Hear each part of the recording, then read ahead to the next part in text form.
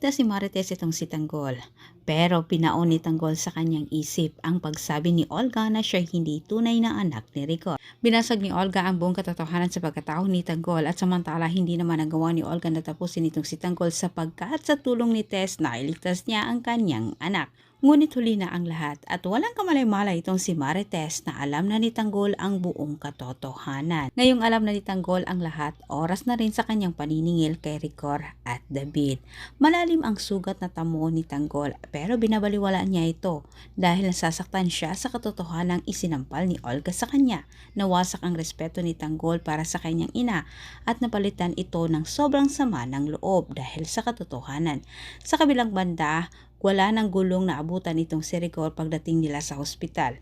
Nahulog na si Olga at si Tanggol naman ay nagmamadaling tumakas kasama ang mga kaibigan nito. Iba ang ikwento nila Tess at Tinding kay Rigor sa buong pangyayari sa takot nila na mas lalong tumindi ang galit ni Rigor para kay Tanggol. Bagamat pareho nilang hindi alam na alam na ni Tanggol ang lahat.